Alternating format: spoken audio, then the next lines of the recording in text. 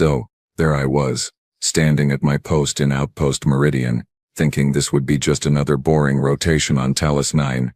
Yeah, right. Commander Vex, that's me by the way, had exactly 3 hours of peace before the humans showed up. 3 whole hours. Now, let me paint you a picture here. Talos 9 is a moon. A small moon. A moon with gravity so pathetic that you could sneeze and probably achieve orbit.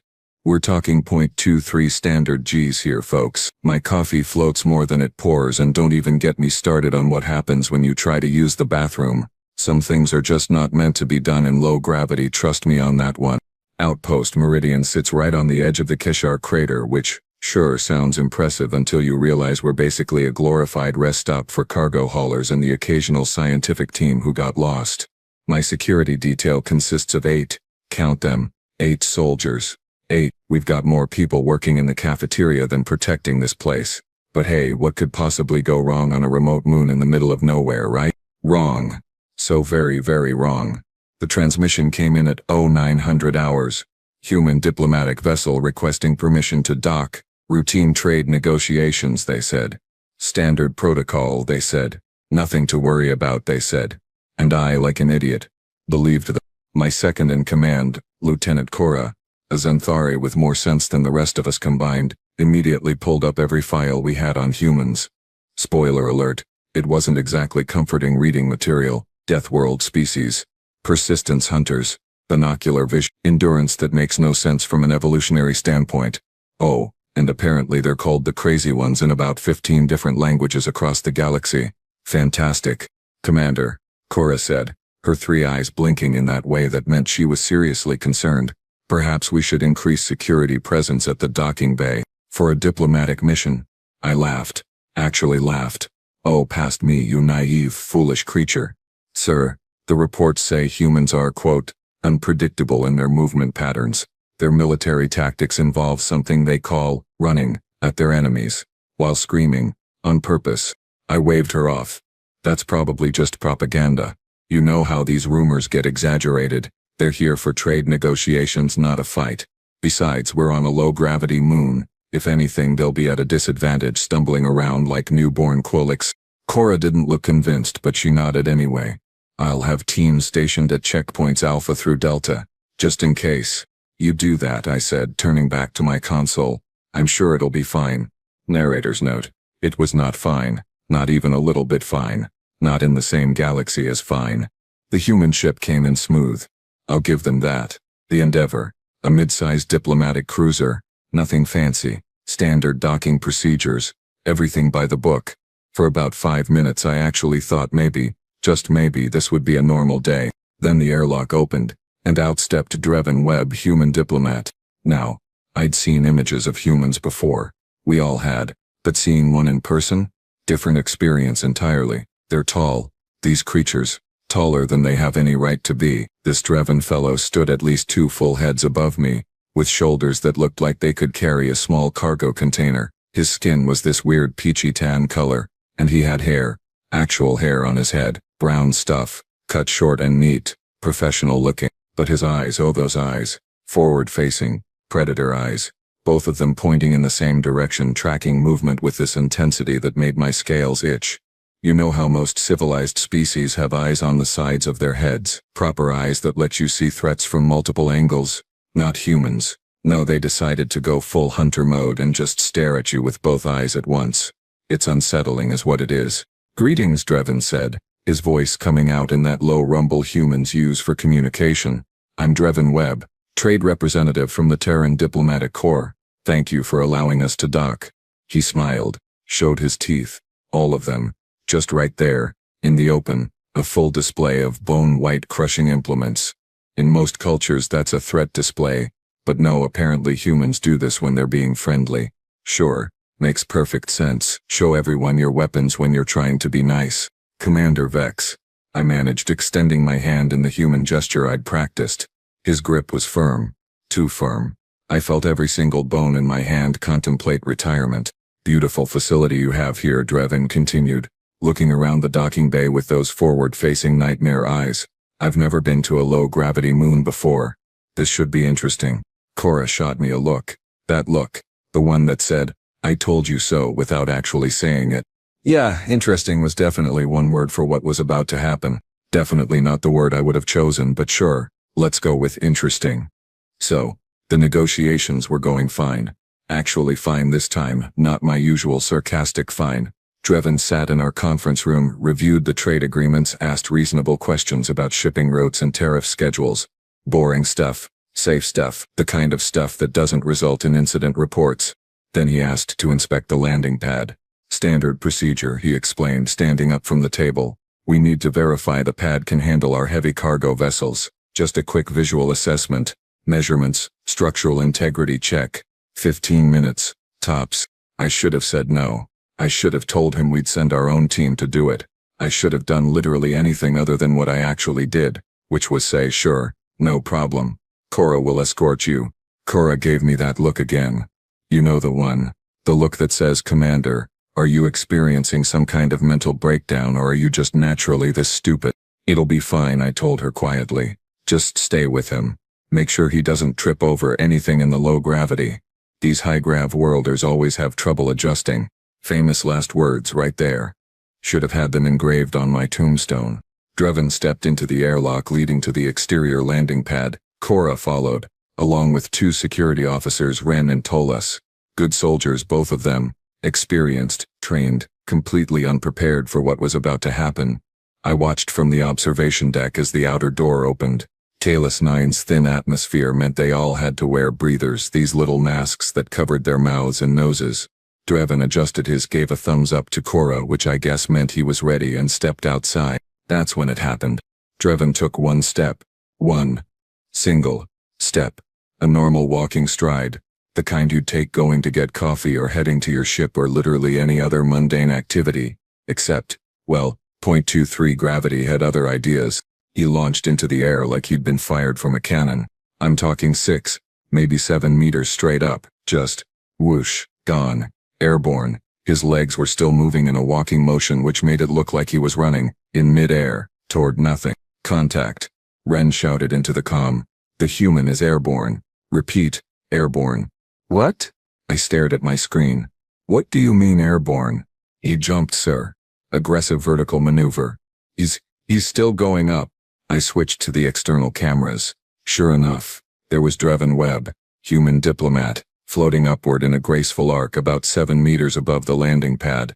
His arms were out slightly, probably for balance, but from our angle it looked like he was adopting an attack posture. That's not a jump, Cora said over the comm, her voice tight. That's a tactical aerial assault position. I've seen this in the combat files. He's gaining high ground advantage. High ground? I sputtered. We're on a flat moon. There is no high ground. He's making his own high ground, sir. That's brilliant, actually. Terrifying, but brilliant.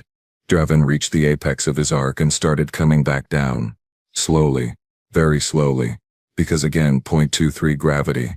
He had all the time in the world to survey the entire facility from up there, to identify weak points, to plan his next move. All units defensive positions, I heard myself saying. This is not a drill. Pattern Delta. Move, move. Sir, wait, Tolas said over the comm. He's not doing anything aggressive. He's just, falling. Is he falling? Why is he falling so slowly? It's a feint, Ren insisted. He's assessing our response time.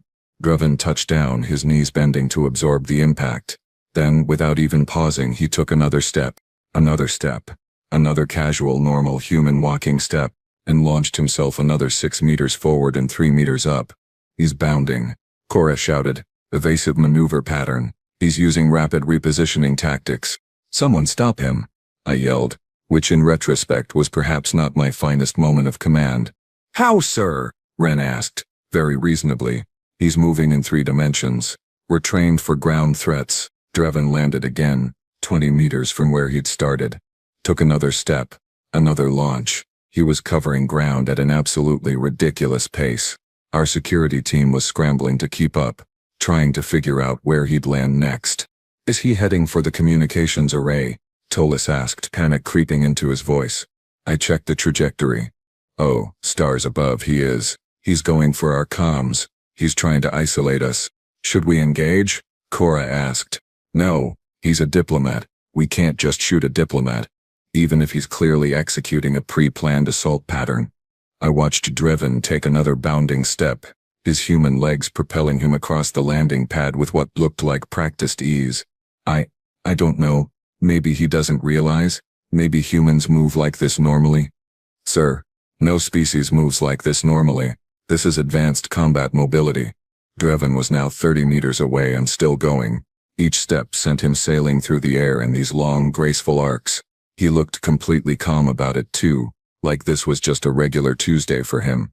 Behind him, my security team was trying to follow, but they were trained for low-gravity movement, careful steps, controlled motion, not whatever physics-defying nonsense the human was doing. Get me a tactical analysis, I ordered. I want to know where he's going and what he's planning. Working on it, sir, came the response from our combat systems specialist. But, his movement pattern doesn't match anything in our database. It's completely random. Random. I felt my throat sac inflate with stress. Or unpredictable. Is there a difference, sir? Yes. Random means we can't plan for it. Unpredictable means he's actively countering our predictions. One of those is way worse. On screen, Drevin took another step. Another massive bound. He was heading toward the edge of the landing pad now, toward the equipment storage area. He's going for the equipment, someone shouted. What's he going to do with the equipment? I don't know, I shouted back, but I'm pretty sure we're about to find out. This was a disaster. An absolute disaster.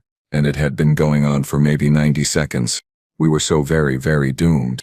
Drevin landed near the equipment storage units, and I swear on my ancestor's scales he just stood there for a moment. Just stood there, looking around like he was admiring the view or something. Meanwhile, every alarm in my command center was screaming. He stopped, Ren reported. The human has stopped moving. Is he evaluating his next target? I asked, leaning so close to my screen that my snout practically touched it. Unknown, sir. He's just standing there. Wait, he's pulling something out of his pocket. Weapon, Cora shouted. He's drawing a weapon. No, wait, it's a datapad. Just a datapad. I watched as Drevin pulled out a small rectangular device and started tapping on it. Casual. Easy. Like he wasn't surrounded by 8 increasingly panicked alien security officers who were pretty sure they were about to die. What's he doing with it? I demanded. He appears to be. Hold on, he's taking notes, sir. Notes. Notes about what? About our facility, presumably. He's gathering intelligence. Drevin tilted his head, looking at one of the cargo containers. Then he took another step toward it, and went airborne again. He's moving. Pattern shift. Direction change. This time, Drevin sailed in a lazy arc right over a loading drone. The drone's sensors went haywire, probably detecting this large mass suddenly appearing above it. The machine started spinning in circles trying to identify the threat. Drevin landed on the other side, stumbled just a tiny bit, which sent him into a small hop, which turned into another bound, which carried him straight toward the fuel storage indicators. The fuel storage. Tola screamed. Actually screamed. He's going for the fuel storage. He's going to sabotage our fuel reserves. All units converge on Sector 7, I ordered. Do not let him reach those tanks. My security team tried to run toward Drevin's position. Tried being the key word. In .23 gravity, running is less of a run and more of a series of controlled leaps. They looked like Quolic hatchlings learning to bounce. Slow. Awkward. Completely ineffective. Drevin, somehow, was just walking. Walking. And yet he was moving 3 times faster than my trained security personnel. How is he doing that? Cora panted over the comm. How is he so stable? High-gravity world adaptation. Our xenobiology specialist Officer Pelk chimed in from his station. Humans evolved on a planet with 4 times our current gravity. Their muscle density is insane. Every step here is like barely trying for them. So you're telling me he's not even trying? I felt my stress sac inflate even more. Pretty sure I looked like a balloon at this point. No, sir. To him, this is probably the equivalent of walking through water. Easy. Relaxing. Even. Relaxing. The human was having a relaxing stroll while my entire security team was having a collective breakdown. Drevin stopped again. This time right next to a fuel gauge. He leaned in close, examining it, tapped it with his finger, wrote something on his datapad. He's analyzing our fuel systems, I said. He's looking for weaknesses. Or, Pelk offered quietly, he's just checking if we have enough fuel capacity for their cargo ships. Not helping Pelk. Drevin straightened up, seemed satisfied with whatever he'd found, and took another step.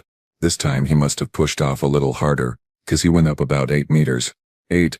My entire command center went silent as we watched this human diplomat sail through the thin atmosphere of Talos 9 like some kind of gravity-defying missile. Did he just jump higher? Ren asked, his voice very small. He's escalating, Cora said. He's showing us what he's capable of. This is a demonstration of power. Or he just stepped wrong. Pelk suggested. Why are you still talking, Pelk? Drevin came down near the communications array. My worst fears, confirmed. He was going for our comms. He reached out toward one of the antenna mounts. He's touching the equipment. Tolis shouted. I repeat, physical contact with communications infrastructure. I watched, horrified as Drevin ran his hand along the antenna base, checking its stability probably, making sure it was properly anchored. You know, normal inspection things, but from where I was sitting it looked like he was identifying how to disable it most efficiently. Sir, we need to do something, Cora said.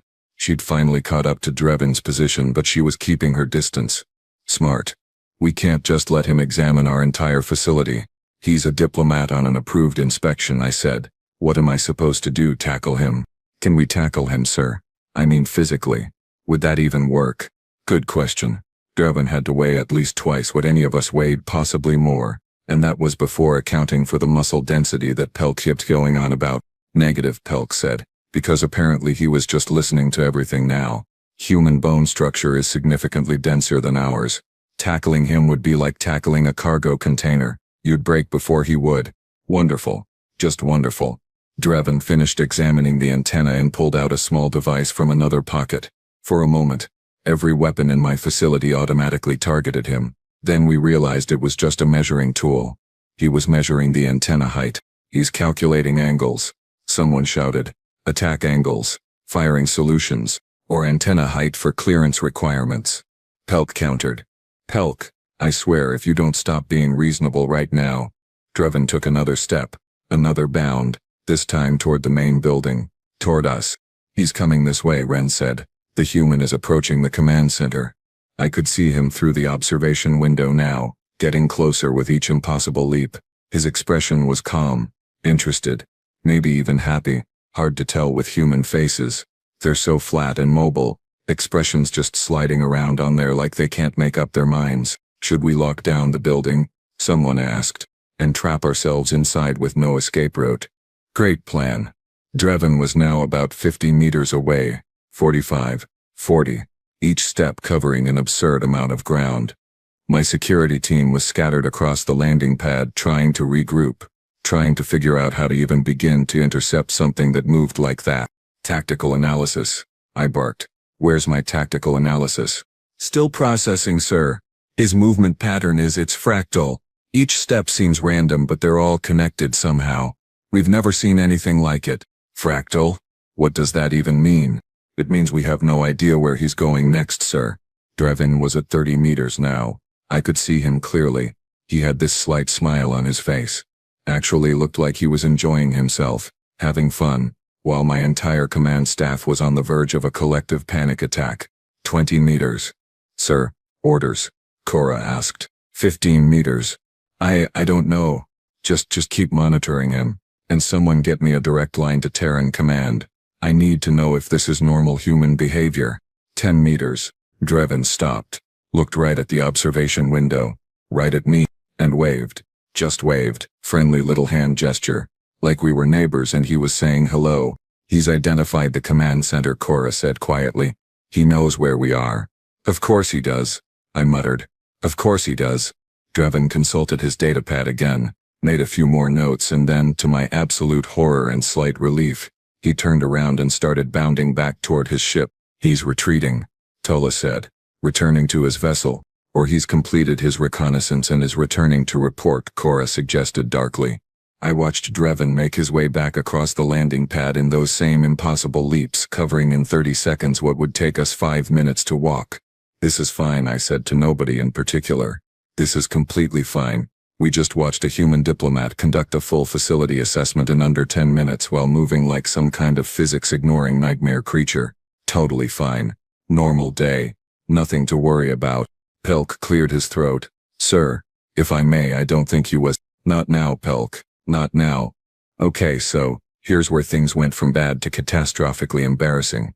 Drevin wasn't done. Oh no. After making it back to his ship, he consulted with his crew for maybe 2 minutes, then came back out. More inspections, he said over the comm. Need to check the perimeter structural supports, he said. Standard protocol, he said. I'd heard enough about standard protocol to last me 3 lifetimes. We need to contain this, I told my team. If he's going to keep bounding around like a lunatic, we need countermeasures. Sir, what kind of countermeasures are we talking about? Cora asked, very carefully. Non-lethal. Obviously non-lethal. He's still a diplomat even if he is conducting some kind of bizarre mobile surveillance operation. Gravity nets? Suggested Officer Mira, our tactical specialist. We use them for cargo containment. Should work on a human, right? Should. That word should be banned from the military vocabulary. Deploy them, I ordered. Set them up along his projected path. When he makes his next jump, we snag him mid-air, bring him down gently, and then we can have a calm conversation about proper facility inspection procedures. Mira nodded and started coordinating with the engineering team. Within 5 minutes, we had 3 gravity nets positioned across the landing pad. These things were designed to catch and hold 20-ton cargo containers. 1 human. Should be easy. There's that word again. Drevin stepped out of his ship again, this time carrying a different measuring device. Something for checking structural integrity, probably. He gave another friendly wave toward our cameras and took his first step. Up he went, right toward our first net. Activating net 1, Mira said. Contact in 3, 2, 1. The gravity net fired, its energy field spreading out to catch Drevin mid-arc. For exactly half a second, I thought we'd done it. The net made contact, started to close around him. Then Drevin, without even seeming to notice, just pushed through it. Not violently, not aggressively. He just kept moving, and the net, designed to stop 20 tons of cargo, just sort of parted around him like he was walking through a curtain. What? Mira stared at her console. That's not possible. The net should have. Drevin landed, took another step, launched himself again. Net 2. I shouted. Hit him with net 2. Same result. The energy field made contact, tried to lock on, and Drevin just sailed right through it like it wasn't even there. Didn't slow down, didn't acknowledge it, just kept on his merry way, bounding across the facility. How is he doing that? Mira demanded. The nets are working. I can see them activating. He's just ignoring them. Pelk? I shouted. Explanation. Now. Well, sir. Humans have very dense molecular structures. Their bone and muscle composition is significantly different from standard species. The gravity nets are designed for cargo, which has a very different mass distribution. In simple terms, Pelk, he's too heavy and too compact. The nets can't get a proper grip. It's like trying to catch a ball bearing with a butterfly net. Drevin landed near one of the support columns, completely oblivious to the fact that he'd just walked through 2 military-grade containment systems. He tapped the column with his knuckles, listening to the sound it made, seemed satisfied, wrote more notes, took another step. Forget the nets, I said. Pursuit team, match his movements. Stay with him. Cora and Ren volunteered. Bless their determined hearts. They positioned themselves on either side of Drevin's projected path, and waited for him to make his next move. Drevin obliged, taking a step toward the eastern perimeter. Cora and Ren pushed off, trying to match his trajectory. They didn't even come close. Drevin went up 6 meters and forward 20. Cora and Ren went up maybe 3 meters and forward 8. They looked like baby whelps trying to fly for the first time. Lots of effort. Very little result. Drevin landed gracefully. Cora and Ren came down in a tumbling heap about 15 meters behind him. This is impossible, Ren groaned over the comm. He's not even trying. I can see his face. He's completely relaxed. Maybe if we time it better, Cora suggested, untangling herself from Ren. Anticipate his next jump. They tried again. Failed again. Drevin was now inspecting a ventilation unit while my best pursuit team was somewhere behind him, probably reconsidering their career choices. Tactical analysis. I barked at my combat computer. Give me something. Anything. The computer had been processing Drevin's movement data for the last 15 minutes. Surely it had figured something out by now. Analysis complete, the computer's calm voice announced. Movement pattern classification, indeterminate. What do you mean indeterminate? Subject's trajectory does not match any known combat doctrine, evasion protocol or tactical maneuver system. Pattern appears random but demonstrates consistent forward progress toward multiple inspection points. So you're saying there's no pattern? Insufficient data to confirm intentional pattern. Subject may be moving with no strategic planning whatsoever. I stared at the screen. You're telling me that our entire security system designed to counter sophisticated military threats cannot handle someone who is literally just walking around? Affirmative. I hate my job. I hate my job so much right now. On screen, Drevin had moved to another section of the facility. He was now examining the environmental seals on the main airlock, running his fingers along the edges, checking for gaps probably, or identifying weaknesses, or just being thorough. Who even knew anymore? What about barriers? Someone suggested. Physical barriers? Just put something in his path? Like what? I asked. A wall. You want me to build a wall to stop a diplomat from inspecting our facility? I mean, when you put it that way. Exactly. Drevin took another step. Another soaring leap. He was heading toward the south quadrant now, where we kept the backup generators. Someone just talked to him, I finally said. Cora, you're closest. Just ask him what he's doing. Sir, with respect, I'm 50 meters away from him, and getting farther by the second. Then run faster. Sir, I'm trying. He's just too fast. This was absurd. Completely absurd. We had sensors that could detect a ship entering the system from 2 light years away. We had computers that could calculate firing solutions for targets moving at 0.95 light speed. We had enough firepower to level a small asteroid, and we couldn't keep up with one human taking a walk. Drevin landed near the generator housing, examined it for a moment, nodded to himself like he'd confirmed something, and then started heading back toward the main landing pad. Is he done? Tolis asked hopefully. Please tell me he's done. Only one way to find out, I muttered, watching Drevin make his way back in those same impossible bounds, each step covering ridiculous distances while my security team struggled to even keep him in visual range. The sad part, I was pretty sure he still had no idea we'd tried to stop him. He probably thought we were just really bad at our jobs. And you know what? At that moment I couldn't even argue with that assessment. It was Pelk of all people who finally solved our crisis. Sir, he said quietly, have we considered just asking him what he's doing? I turned to stare at him. Asking him? Yes, sir. Direct communication. Via his comm unit. Just, a friendly inquiry about his activities.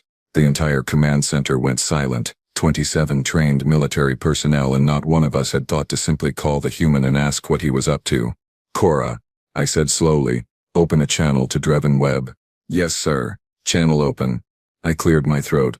Mr. Webb, this is Commander Vex. Do you copy? There was a brief pause. Drevin stopped mid-stride, which meant he launched himself into another arc, but at least he tapped his comm unit while airborne.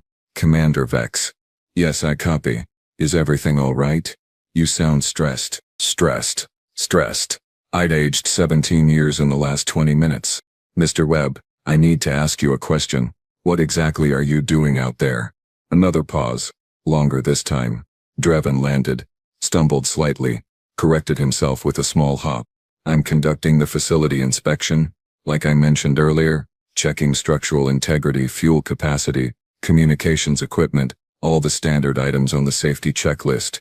He sounded confused. Is there a problem? You're just inspecting the facility? Yes, that's what we agreed on. Is something wrong with my inspection? I can provide you with my checklist if you'd like to review it. I looked at Cora. She looked at me. We both looked at the tactical display showing Drevin's movement pattern across the facility, which our computers had labeled as advanced combat maneuvers. Mr. Webb, I said carefully, are you aware that you've been launching yourself 6 to 8 meters into the air with each step? Silence on the other end. Hello? I tried. Mr. Webb? I'm here. Sorry. Did you say launching? Yes. Launching. Into the air. Repeatedly. For the last 25 minutes. Oh. Drevin actually laughed. Oh wow, I'm so sorry. I completely forgot. This is my first time on a low-gravity moon. I've been having the time of my life out here. It's like walking on clouds. Every step is just whoosh. He made a sound effect. An actual sound effect. I didn't realize I was going that high. Your gravity here is what, 0.2, 0.3, 0.23 standard Gs, I said weakly. Right. Back home, We're sitting at about 1.0, so this is what? Less than a quarter of what I'm used to? Every step feels like I'm barely touching the ground. It's incredible. Cora's face had gone through several colors. She finally settled on a pale green, which in Zenthari physiology indicates extreme embarrassment. So you weren't. I tried to find the words. You weren't executing tactical maneuvers. Tactical maneuvers. Drevin sounded genuinely baffled. Commander, I'm a trade negotiator. I negotiate tariffs and shipping contracts. The most tactical thing I do is choose which conference room has the best coffee. I was just walking around, checking your equipment. Why, what did you think I was doing? I looked at my security team, at the gravity nets still deployed across the landing pad, at Cora and Ren, still nursing bruises from their failed pursuit attempts, at the tactical computer that had spent 15 minutes analyzing a human taking a casual stroll. Nothing, I said. We thought you were doing nothing. Everything is fine. Please continue your inspection. Okay. If you're sure, I'm almost done anyway. Just need to check the landing pad stress ratings and I'll be out of your hair. Or, well, scales? Do you have scales? I'm not actually sure what you... The landing pad is fine, Mr. Webb. It's rated for vessels 3 times the size of yours. You can skip that part. Oh, perfect. Then I guess I'm all set. See you back inside for the contract signing. Yes, inside, where there is normal gravity, and nobody is launching anywhere. Sounds good, Commander. The comm clicked off. I watched Drevin take one more step, one more beautiful, arcing, completely innocent step and bound back toward the airlock. Nobody spoke for a solid minute. So, Cora finally said, "That happened." That happened. I confirmed. We mobilized a full security response, deployed military-grade containment systems, and initiated defensive protocols against a diplomat who was taking a walk. A very bouncy walk, Ren added. But yes, a walk. I'm going to need to file a report on this, I said quietly. An official incident report. Sir, Mira said gently. Maybe we could just not do that. We deployed gravity nets, Mira. There are logs, timestamps, security footage of our entire team failing to keep pace with a human moving at normal walking speed. Normal for him, Pell corrected. Technically in .23 gravity his walking speed translates to, Pelk, I will throw you out of an airlock. Noted, sir. Shutting up, sir. I pulled up the incident report template on my console and stared at it. How was I supposed to explain this? What was I supposed to write? Attention all personnel, I said over the facility-wide comm. Effective immediately, we are implementing new training protocols. Human movement orientation, mandatory for all security staff. Sir? Cora asked. Human movement orientation? Yes. Because apparently we need to learn the difference between an alien taking a casual stroll and a military assault. And maybe, just maybe, we should consider asking questions before we panic next time. Should we include that in the official report, sir? Absolutely not. The official report will say we conducted a routine security evaluation during a diplomatic visit and identified areas for procedural improvement. That's one way to put it. It's the only way I'm putting it. Drevin made it back to the airlock, gave one final wave to our cameras and disappeared inside.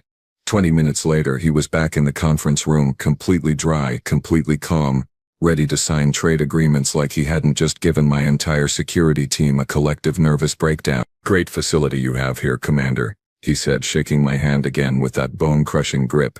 Very solid construction. Should handle our cargo ships without any problems. Wonderful, I managed. Just wonderful. And thanks for letting me stretch my legs out there. Been cooped up in the ship for 3 weeks. Felt good to move around in low gravity. Very freeing. You know how it is. Sure. Absolutely. We know exactly how it is. We signed the contracts. Drevin left. His ship departed without incident. And I spent the next 4 hours writing the most carefully worded incident report in military history, which basically boiled down to humans move weird in low gravity.